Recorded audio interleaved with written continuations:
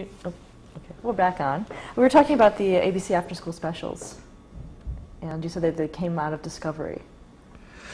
Jules Power did How Life Begins, which was one of the first programs dealing with the birth of a child. ABC always had a feeling that there should be something in the afternoon that was positively accepted as something educational in a way for children. The after-school specials grew out of that concept. And dealing with programs that really like a movie of the week for teenagers dealing with problems that they faced, which would bring awards and bring recognition to the public interest aspects of the American Broadcasting Company. And they were very successful. Okay. Maybe this is a good time to talk about docudramas. And, well, we talk a little bit about docudramas because one of the things that concerned me the most was telling the truth.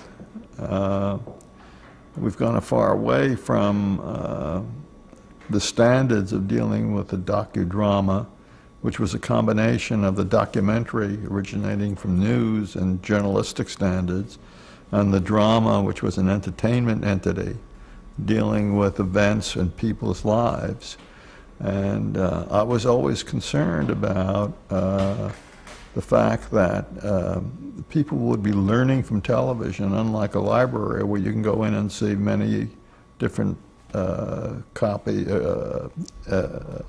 portrayals of any particular subject from different aspects, that they would only be getting one point of view if they were watching that television program, and that we had a responsibility to tell the truth, even though that the writer or the producer could take creative license in dealing with words that were said or meetings that were held that no one had a record of to portray. There had to be some basis, some substantiation for that which was told. And that, although there was, the argument is there is no such thing as absolute truth, there is truth which is supported by evidence, and that you could have, you needed to bring to bear at least some indication. For example, in the final days, the question of did Nixon cry or did he not cry, and what Kissinger said and what he did not say, what the conversation was between Kissinger and Nixon, and how it was reported by those in Woodard's book. And I remember talking to Woodard and saying, you know, can you tell me, how did you learn about this? And he said, well, I won't tell you that, but if for any time there is litigation, I'll be glad to come forward, which there never was. So that there was always a question of having substantiation for that which was said. And we had a set of rules and guidelines that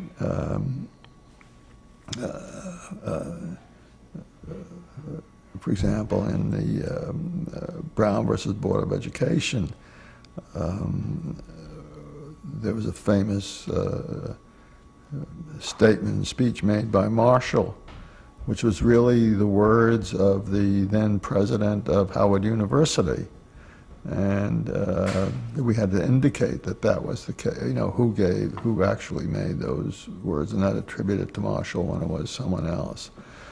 So we had a great deal of difficulty in maintaining the creative person tried to. I didn't want to a stone JFK polemic that we had a respect. Although the fairness doctrine was no longer in effect, the principles of the fairness doctrine of a fair and balanced presentation of those events which were historical in nature or which were reportive of a person's being, that they retain the essence of truth. Did you also oversee some documentary production, or was that all part of the news department? That was the news department. It's only the docudrama that we had jurisdiction over. I want to go back to 1971 and an incident that happened regarding the Marcus Welby show. Do you remember that? It was regarding homosexuality. The question of whether or not there was a question as to the portrayal of a pedophile, I think, wasn't it? Is that what you're referring to? And the gay community came in and entered Leonard Goldenson's office on a sit-down unless we were going to make some changes in the Welby show. We finally had to call the police and have them evicted.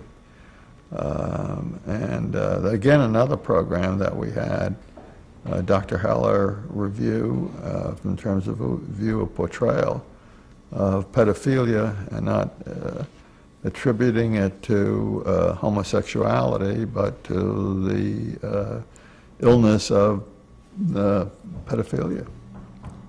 How did that change the relationship of ABC and the gay community? We then agreed to, in California, to consult with them on shows that dealt with homosexuality. We would not give them script approval, but there were occasions when scripts were sent to them for review and their comments, and then the judgment was made by the editor in charge. In general, were there other militant type things that would happen regarding ABC? How would people express their displeasure with your policies? There were the protests with respect to the Wildmans and the Falwells who tried to get advertisers to pull out of programs. There were minority groups who would picket. I know they did at NBC. There was a problem there with a program that dealt with the black portrayal. As I mentioned earlier, there were the various special interest groups that felt that they were not being portrayed. The Polish Americans were upset about their portrayal in Winds of War and how they were being portrayed. The elderly came in and portrayed in terms of how they appeared in certain programs. Let's talk about, I want to just mention the name of a program, and if there's anything you want to say about it regarding what you were doing in regards to that program. SWAT. SWAT.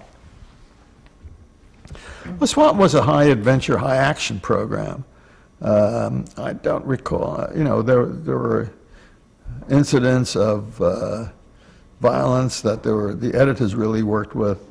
Brett White, who was on the West Coast, worked with Aaron a great deal on keeping that down.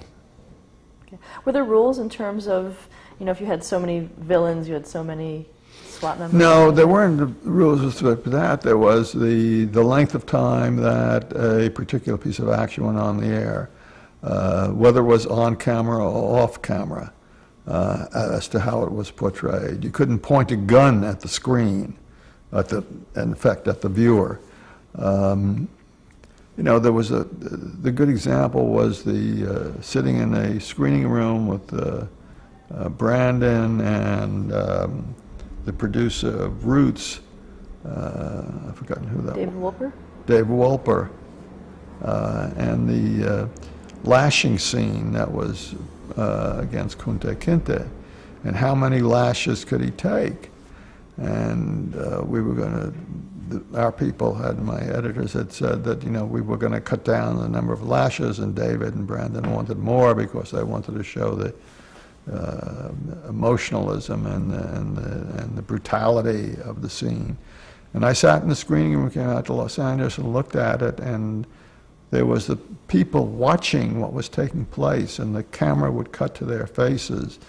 And that led me to say, look, you've shown the consequences of violence, and so that we would let that extensive portrayal of violence take place. Whereas a machine gunning and SWAT, which went on for 20 minutes, was curtailed. Or the whole question of slow motion in $6 Million Man, which was on when there was a question as to what could be shown in the 7 to 8 time period on Sunday nights, or 8 to 9, I've forgotten what time was on, and the extent to which you can show violence in $6 Million Man. Well, they invented the slow motion aspects, and then they said, well, look, it is not as violent if you just slow down the action. But then they prolonged it, and so that it was a question of how long you could have that slow motion in order to portray curtail the excessive violence. So in the initial concept of the $6 Million Man, the slow motion didn't exist? Was that? I've forgotten, but it was developed pretty much to deal with the question of violence in $6 Million Man. Was it because there was a lot of children watching? Yes. Because it was going to be on, wasn't it on Sunday night at 7 at one point? I've forgotten. It was in an early time period. And the question was the extent to which you could have violence on at that time. Okay. You had mentioned roots. What other issues were there regarding roots? The nudity, and the women's nudity, partial nudity, breasts showing. Why was that important to the producers? You got to ask the producers that Do you remember question. What their argument was? I mean, was Well, they felt that this was, again, establishing the reality and that it wasn't done for sensational or sexual purposes. Are there other issues in Roots? Not that I recall. I remember that scene. Yeah. Did you interface with the African American community at all for that? Yes. There were, again, African American groups that came in, and mostly in California. There was most of that discussion taking place in Los Angeles as to not so much the portrayal, but the representation of blacks. Okay. Were you surprised at how well it did? How well it did when it Roots aired? did? Yeah, I guess so.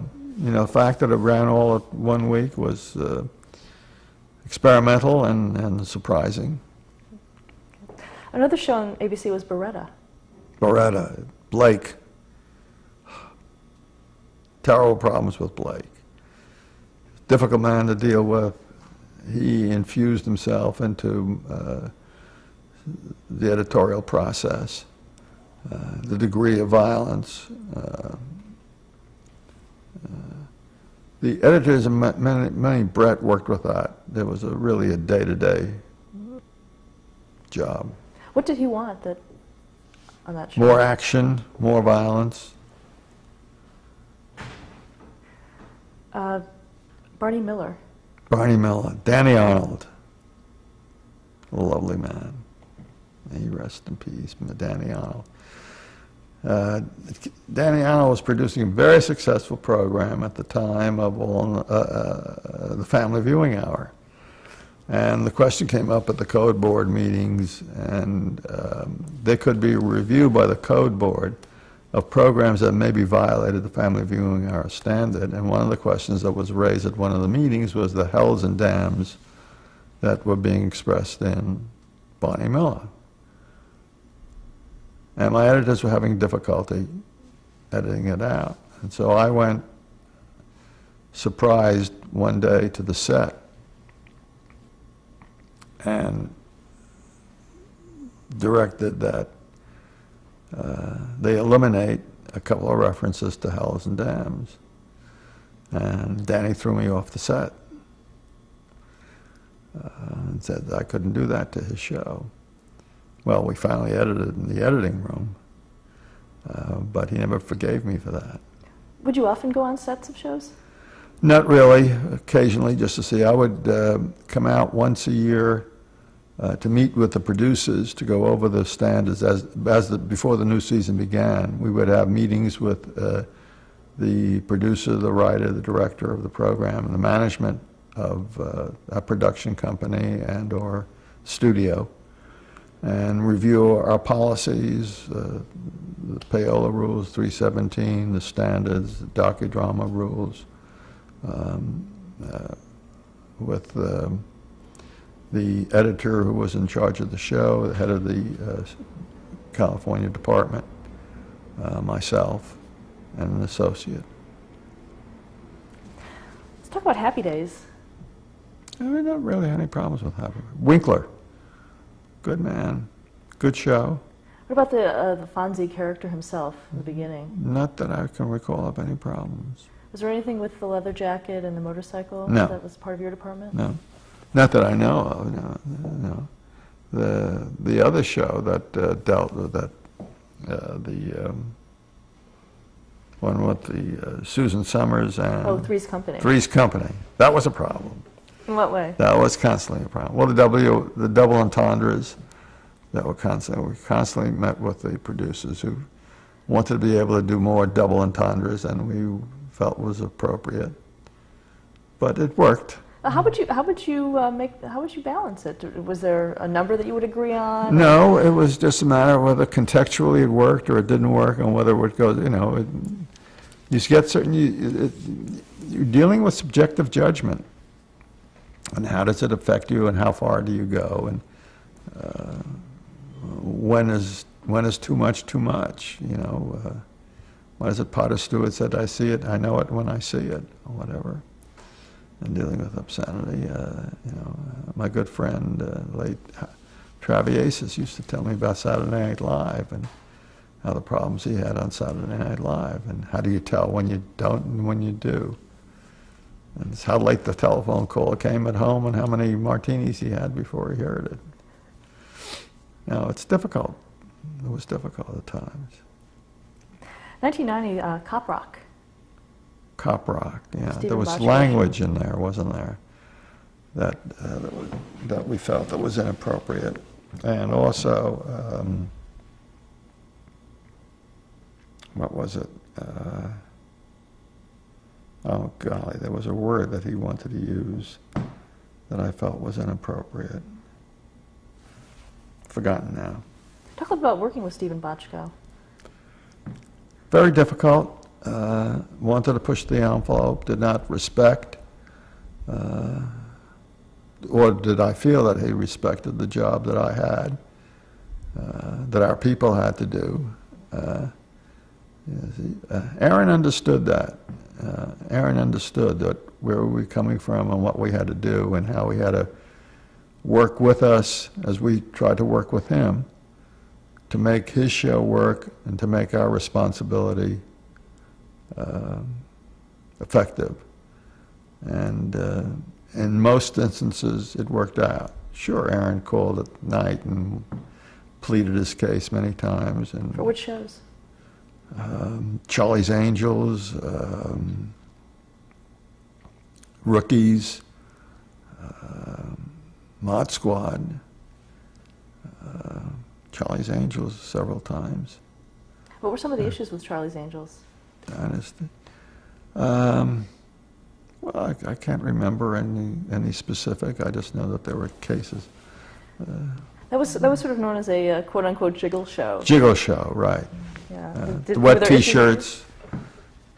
Whether you had to wear the wet T-shirts, and I can't remember specifics, but I do know that we found ways to compromise. Unlike with Bochco, you could not find ways to compromise with him. With Bochco, I know in Doogie Howser there was the word nookie. Nookie, right. Okay. And we felt that was inappropriate. We had it researched.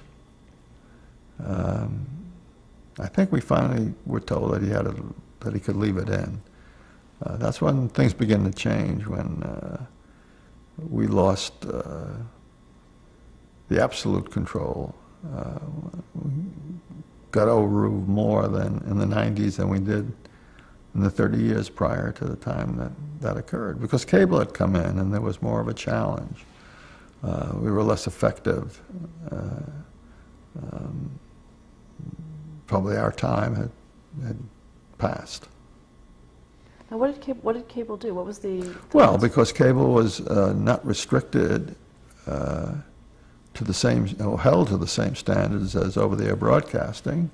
The courts have said that they had full of First Amendment rights than over-the-air broadcasting, because they were not an invitee into the home. You paid your $2 and bought the cable, and therefore you made the choice. And so the courts made that distinction between the pervasive over-the-air broadcasting and cable. And so there was that distinction.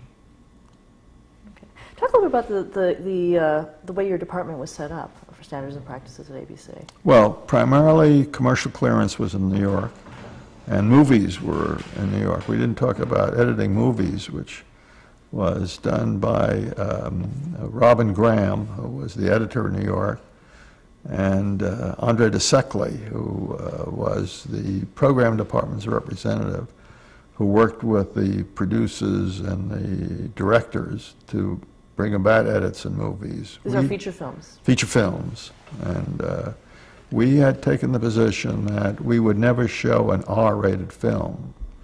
We would edit that R-rated film down to what would be a PG. And at one point, we had submitted those films back to the Motion Picture Academy, MPAA, for reclassification. At one point in time, Hefner, who was in charge of the MPAA, no longer wanted to do that. It was with Brooks's picture.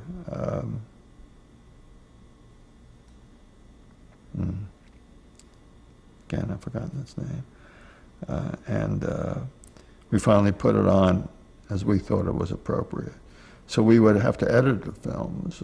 I remember sitting at the Moviola with Peter Bogdanovich at the last picture show. I swore I never would do that again after sitting with him, going over frame by frame of taking out some of the sexuality with Andre DeSecli and Peter and Barry Dilla, and editing those films to stations were most concerned about movies. Midnight Cowboy, Goodbye Columbus, The Last Picture Show. And it was important for ABC that stations carry them, major investments. How had the relationship between theatrical filmmakers and television changed since you began in the business? Well, at first they wouldn't let their movies go on television. And they certainly were against editing of their movies in any way. But the studios, which were in control, in order to sell the pictures and the packages, Paramount and MGM, agreed to permit us to edit the films. Was there an exception with Annie Hall? There was an exception to Annie Hall. Woody Allen would not edit. And I remember going up and visiting with him on 57th Street and trying to tell him that we would have to do it. And he just stood firm. And finally, it had won an Academy Award. And I finally let it go unedited. The first time an unedited picture went on the air. First time an R went on the picture went on the air, you're right. And we did not receive any complaints. Again, the key to all of this is viewer expectation. The viewer knew what the Annie Hall picture was about. They were not concerned about it, as they were taken by surprise with the recent Janet Jackson in the Super Bowl. Those who watched the Super Bowl were not expecting to see that bare breast, even in the momentary time that was on the air, which offended them. So it's a question of, is it a series that people know what's going to be in the next episode and therefore accept it and do not find it offensive? Or is it something that will shock and change the viewer because he did not have the expectancy? There's also been a major change today because of the fact that the audience is so fractionalized. You know, it used to be you get 30, 35 shares, large audience watching any particular program. That no longer exists today. What is your opinion of the rating system and the V-chip? I think it's a waste of time. Why? People don't use it. And I think that disclosure, I had written an article about the fact that I thought disclosure was more important. To put at the beginning and show this program is about, has certain scenes of that may be inappropriate for children or whatever, tells the viewer or the parent, if they want to watch, what is coming down and to make their choice. But nobody's reading that little thing up in the corner.